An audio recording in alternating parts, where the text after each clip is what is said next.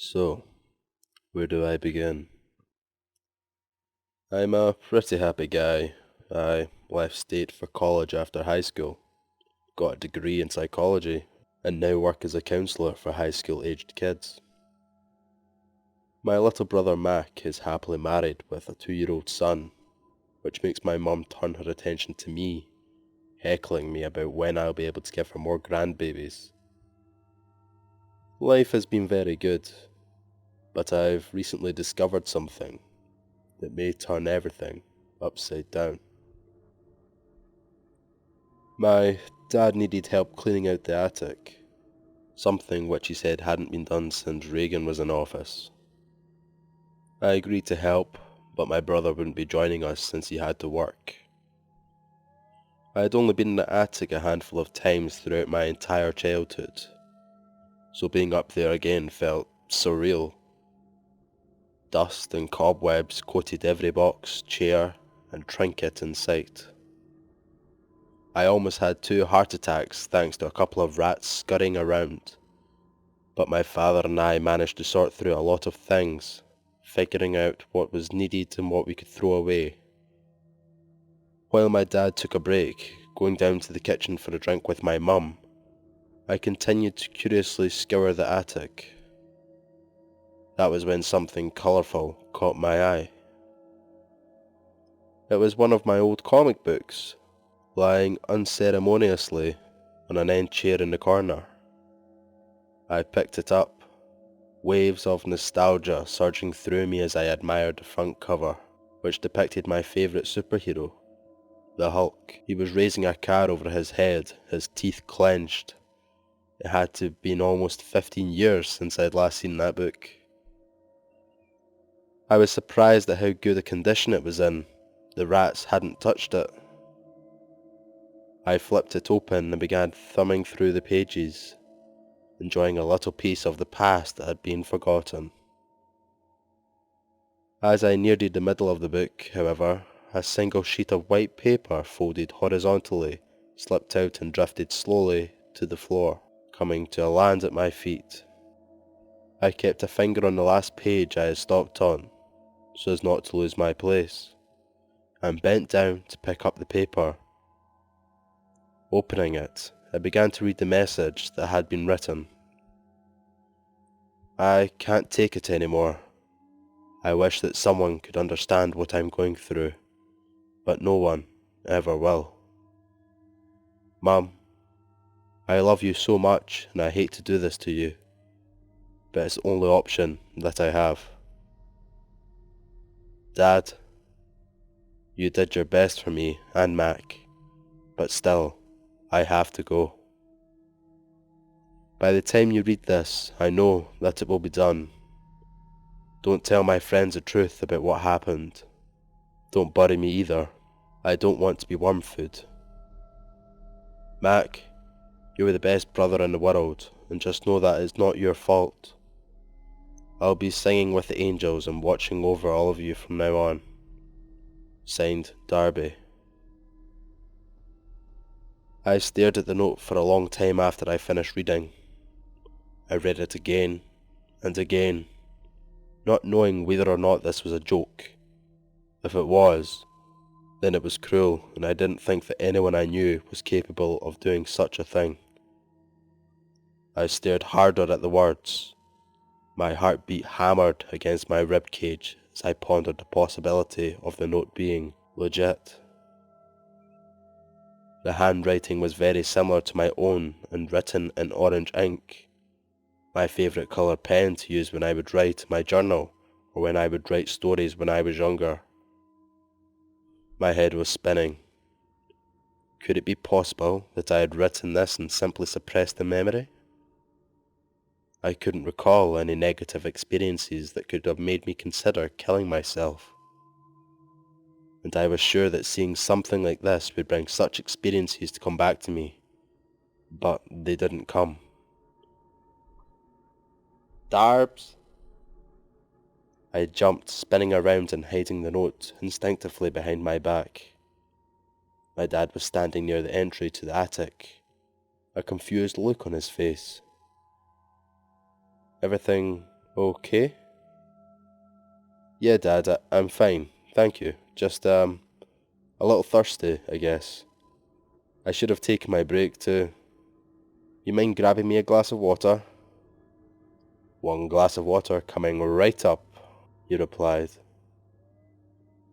But as he descended the stairs, I could see him watching me closely. As soon as he was out of sight, I folded the note into a square and stuffed it in my pocket. I waited until I finished my water before telling my dad I needed to get some errands done, and that I would help him finish the attic another time. I went home immediately and tried comparing the handwriting in the note to my own. My current handwriting was a lot neater, but I could totally imagine myself as a teenager or preteen writing the way the message was written. Then again, if someone had been trying to copy my writing style, then that would explain the slight differences. After a couple of hours of questioning my childhood, I decided to sleep on it. Maybe I would call my brother and ask him if he remembered anything traumatic happening when we were younger. I lay in bed for hours, but just as I was about to drift off, I received a text from my mother. You found it, didn't you? I stared at my phone's screen, the only source of light in my pitch-black bedroom. I was frozen in shock, not sure what to say or do. This wasn't right. It was well past 2 in the morning. My mother had never texted me this late before. I let the screen fade to black, and I was once again submerged in darkness. The creak of my fan spinning above me only put me on more on edge, and I remained lying in bed, completely numb. Surely she hadn't noticed that I had discovered this little piece of paper that had been hidden away in an old comic book for more than a decade. What the hell were the chances of that? Then again, my father had definitely noticed my discomfort and skittishness in the attic. I was even more anxious now. Maybe my mother was talking about something else. Maybe she was referring to the comic book itself, or something that she thought may have been of value to me or worth taking notice. That still didn't explain why she needed to text me about something so trivial at 2:30 in the morning. My phone buzzed again, the screen illuminating my face and making my hand jerk in surprise. My phone flew into the air and I leapt, catching it before it could land on the floor. I looked at the message. You awake, hon? No, Mum, I'm not awake. I decided at that moment I would leave her on unread all night and reply in the morning. I knew how suspicious it would be if I responded at this time of night, even if I played dumb. A good night's rest was needed anyway for me to deal with the dilemma that was now at the forefront of my mind. I placed my phone on my nightstand and pulled my covers tightly around myself. I don't know when sleep came, but I woke to the sound of my phone buzzing once again very soon after. An immense torrent of dread poured down on me as I read the message. I didn't want to have to do this. No, this had gone way too far. This was my mother texting me, for crying out loud. It was time to man up and get to the bottom of this. I unlocked my screen and tapped Mum to call her. That was when I heard my mother's melodic ringtone down the stairs. She was in my house. I sat up in bed, terror engulfing me like it had never done so before. I heard the sound of heavy footsteps rushing quickly up the stairs along with the ringtone, which played like a swan song for my final moments. I had nothing to defend myself with. My dad had guns, but I had never wanted to touch one of the things before in my life.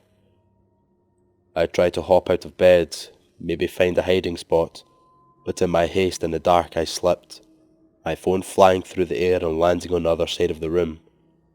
My bedroom door burst open and I heard someone run in. What the f... I was hit in the mouth, and judging by the power behind the blow, I knew I was dealing with a man. I kicked out trying to knock him off his feet, but he came down on me, striking me twice in the face. I threw a punch of my own, blindly in the dark, and connected with what I was sure was the man's throat. The last thing I remember was hearing him cough before he knocked me out. I woke the next day feeling groggy as hell. My head was ringing and there was dry blood on my mouth. The sunlight streaming in through the curtains did nothing to remedy the situation. I sat up slowly, looking all around the room to see whether or not I was alone. It seemed that I was. The first thing that I needed to do was call the police. Looking across the room, however, I saw that my phone was gone. That made my head hurt even more. Glancing towards my nightstand, where I had stashed the suicide note, I saw that it was wide open. Now my head was surely going to burst open. Someone who had been carrying my mother's phone had actually come into my house, assaulted me, and stolen my phone and the suicide note. This was way too much. I knew I needed to record this somewhere.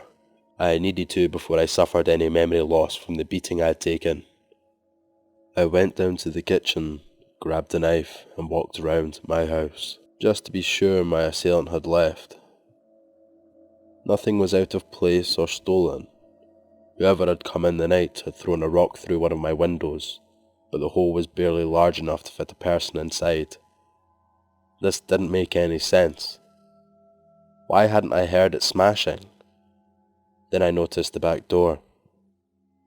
I was nearly 100% sure that I had locked it the day before. Now, however, it was unlocked. I knew I needed to get in contact with the police immediately. I went to my laptop and hurriedly recorded the series of events up to this point. Upon finishing up, I walked over to my neighbour's house. An iceberg held to my forehead, I used his phone to call the cops, and he let me sit on his porch as we waited for them to arrive. When they did, they asked me a series of questions about what exactly had happened. This was the most difficult part for me. I wasn't sure how the person who had taken my mother's phone had gotten into the house, whether they were sent by her or if it was even my dad I'd been fighting the night before. But I love my parents. I didn't want to drag them into this or incriminate them, yet. So I lied. I told the cops I had no clue who would want to steal my phone. I made no mention of the note. They dusted for fingerprints on my back door and let the medical team patch me up. Once I was cleared, the officers gave me a card with my case number and told me they'd keep a squad car in the area. I knew what I had to do next, even if I didn't want to. I drove to my parents' place and was surprised to see that there were a couple of cop cars sitting in their driveway as well. Fear stabbed at me like a cold knife as I darted out of my car and into the open front door. One of the cops standing near the stairs spun round and raised a gun. "Freeze!" "Put the damn gun down, that's my son," Father yelled angrily. And I could see him, my mother, my brother Mac, my nephew Elliot all on the kitchen table. There were 3 other officers there in addition to the one pointing the gun at me. He lowered it and looked at me sternly. "You don't run into a crime scene like that. That's how people get hurt." "A crime scene? Mum? Dad? Is everything okay?" Mum was still in her bathrobe. Elliot was looking down at a colourful book, flipping through pages, and Mac was shaking. "Someone broke in late last night," muttered my dad, his eyes piercing. Mac was helping me finish the attic, so Ellie spent the night here. Thank God that bastard didn't hurt my grandson. I'd never be able to forgive myself. "It's my fault, Dad," mumbled Mac. his voice hoarse. I went outside for a smoke and forgot to lock the back door. It was too easy for that asshole to come in here. He stole our phones and the Blu-ray player from the living room, said my mum, staring down at the floor. He must have been planning to take the TV too, because he came back. Mac was going to the bathroom and ran into the guy. He fought him, but the guy got away. He was very careful and methodical. None of us heard a thing until the altercation. I looked at my brother. He had cuts on both arms, and glancing over at the smashed glass that had been on the coffee table, I could see why. Mac's right fist was busted as well, swelling up badly. Someone broke into my place too. They all glanced at me. Same thing, basically. Beat me up and took my phone. My mother and father looked at each other, then back at me. The police officer took a look at the card that the other officers had given me for my incident, took a few more notes, then left. Mac had refused medical attention. My mother hugged me as my father stood shaking his head. Mac held Elliot close, as though afraid someone might come back into the house. "Did you text me last night, Mum? Before your phone was stolen?" Her eyes narrowed as she looked at me. "No, honey, I didn't." We all sat in silence for a moment. "Hulk smash," giggled Elliot loudly. And that was when I noticed what book he was flipping through. It was my Incredible Hulk comic. I had reached my conclusion. At this point, it was very clear to me who had written the suicide note in the first place. Broken into my house, kicked my ass and left me bleeding on the floor. I pretended as though everything was okay as the day went on. I would steal furtive glances at my brother whenever he wasn't paying attention, wondering why he had written a note in the first place. What could I have possibly done to him growing up? Sure, he was definitely more like Dad, a macho man who liked to play sports and go hunting. Dad was a retired construction worker. My brother had followed in his footsteps. I, however, had always been more like Mum, bookish, clever, and a people person. The reason I had gotten into psychology was due to the fact it was her line of study too. Despite our differences, however, my brother and I had never had any issues. At least I had thought so until recent developments. My brother's wife, Veronica, showed up later on in the day. My mum and Mac both decided to take naps, but my dad insisted on staying awake, sitting in his favourite chair with his pistol in his lap. "I'll give that asshole something to steal," he said as he stared through the window in the front yard. He lasted all of 5 minutes before he was stoning just as loud as Mac was upstairs. Veronica asked if I wanted to go to the park with she and Elliot, but I declined. Once she pulled out of the driveway, I knew that I had my chance.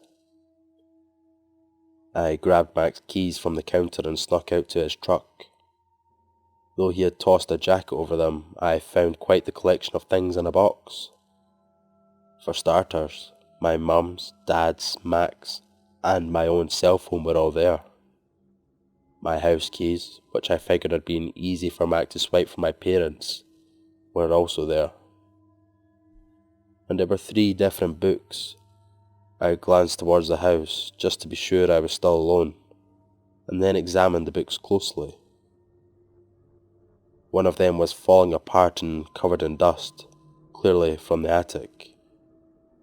The title read, Le Livre de Contrôle de Hannerson, and looked to have been handwritten in French, though in later pages of the book, English had been scrawled. I didn't bother reading it. The other 2 books were the real bread and butter, because I recognised one of them. I hadn't seen the red cover in years. It was my journal, which I had stopped writing in when I was probably 15 or 16. The 3rd book was green with the name Mac scribbled sloppily on the front. I swiped both journals and all the cell phones. If I found answers, I would need to get the police as quickly as I could. I couldn't risk Mac waking up and leaving the house with the phones in his possession. I made my way to the backyard and hid my own and my mum's phone under a few rocks near the back door. These were the ones that were most important. In the event of something happening to me, I knew the cops would search the premises for clues. This evidence seemed to incriminate my mother, but I knew all it would take was fingerprint examination to discover that my brother had been the one at my house last night. I found a secluded spot behind a tree and flipped open my brother's journal. There was most typical things you would see a kid write about, but there were other strange things sprinkled in too. Grandpa says that I'm not good enough to carry along the family legacy. He says I will never be more than a sheep. Darby is their favourite. I know it. Dad takes me hunting, but Darby is the one who brings home good grades and awards. Mum even says he is too smart. I don't remember doing my chores, but Darb says I did them. I think I have memory loss or cancer or something. I forget doing a lot of things. Maybe Dad will take me to the hospital. As Mac gets older, however, his journal entries begin to focus on regular things teenage boys would write about. I didn't find anything cruel or any sort of jealous words about myself in those pages. I then turned my attention to some orange-inked entries from my own journal. Dad took Mac out of school early to go and watch the baseball game. That's fine with me. Grandpa says I don't have time for sports. He says he will teach me the family way when I get old enough. Grandpa died in his sleep. I've been crying all night, but Dad says everything will be okay. I asked him if he will teach me the family way, but he doesn't know what I am talking about. Mum has been trying to teach me some weird words, but all I remember is sis nevere, pilmoy, and something detour. I'd much rather go into the science fair today. I think she knows that. Mum says I need to stop, but I'm better at this than her anyway. She can barely make Dad mow the lawn when he doesn't feel like it anymore. I can make Mac do whatever I tell him to. If he was smart, I would have him do all my extra credit work, but I know Miss Norris would fail me. Though she can resist it sometimes, I can make my mum do things too. Mac and Dad don't remember when they're under control. Mum does. I'm pretty sure Mum threatened me today.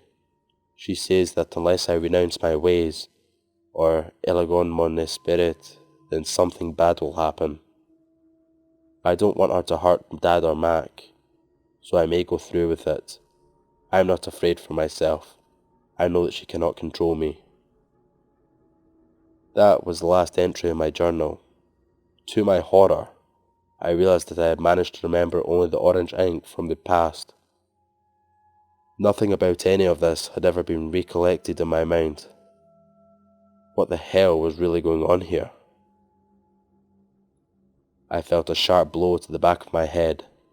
Stunned, I slumped over, and then my brother was on me again. Mac's eyes seemed void of emotion as he reared back his fist, hitting me several more times. Once I was dazed enough, he began binding my legs together with rope. In my daze, I could make out my mother standing slightly behind him, surveying me with cold eyes. I wanted to say something, but my mouth was numb again and my mind was slow. Once Mac tied my wrist behind my back, Mum muttered, "La maison," and he hauled me into the house by my collar. I was regaining my sense as he threw me hard onto the floor. He then stood back, crossing his arms, his swollen fist bleeding now. Mum, what the hell is going on?" I spat in anger. My mother had her arms crossed as well. Dad was still fast asleep in his chair, his gun slowly slipping out of his grip. "You forced me to do this, Darby." You've always had the family talent, I'll give you that. You probably didn't even need the damn book to invade the minds of weaker people. I thought my father and grandmother were adept at it, but you took it to greater levels. You even made teachers give you grades you didn't deserve. Though you were so smart, none of that was necessary. I was weary of you, but once you started dipping into my mind, well, that wouldn't do. Dad, I yelled, and my father jerked awake, the pistol falling to the floor. He took one look at us both before he could even open his mouth. My mother shouted, "Sumil." My dad's eyes dimmed and he fell to the floor, apparently in a deep sleep. I turned back to this woman who I didn't recognize anymore. "So, what now, huh? You gonna kill him too?" She shook her head. "No, I can wipe his mind easily, but you, darling, well, you have reached the end of the line. I showed you mercy the first time, even after you wiped your own memories. I still considered having your brother kill you. Even if the police connected the dots and figured out that you didn't do it yourself, well, Mac would be the one to do time, not me. But I let you live. I let you prosper. I wanted you to give me grandchildren to train in the family art. But you didn't have the balls, apparently. I suppose Elliot will have to do. Maybe he has more willpower than his musclehead father." I was very aware of the pistol lying a few feet behind me. I only needed to stall a little longer. "So, why am I alive right now? You could have had Max snap my neck in the yard." "You hid the phones. I'm gonna need those back, Darbs, and you're going to write a suicide note yourself this time. There are other ways I can make you do things."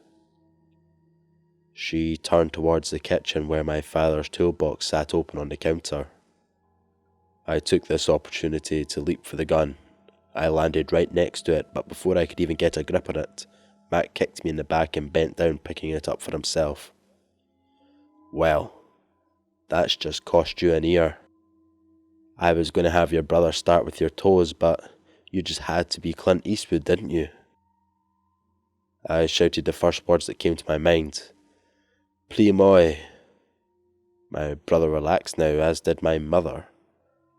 I stared in complete disbelief at them. Whereas my brother seemed to have lost the light in his eyes, there was not only recognition but rage in my mother's. I knew what I had to do. She was too dangerous to be left alive.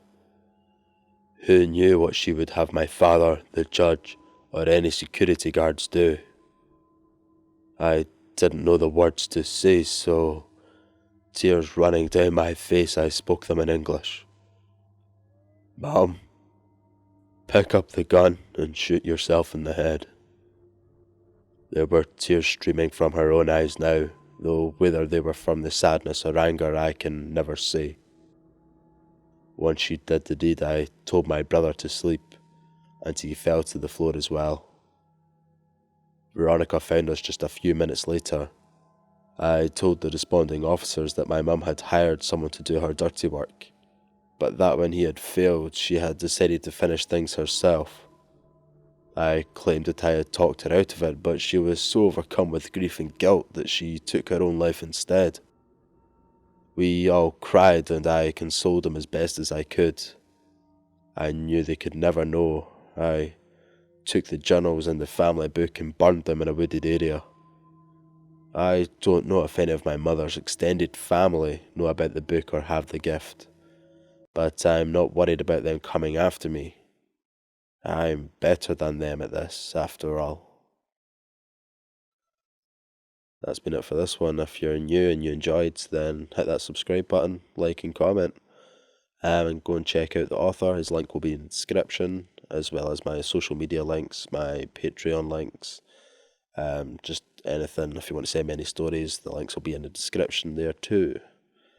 Yeah, thanks for listening.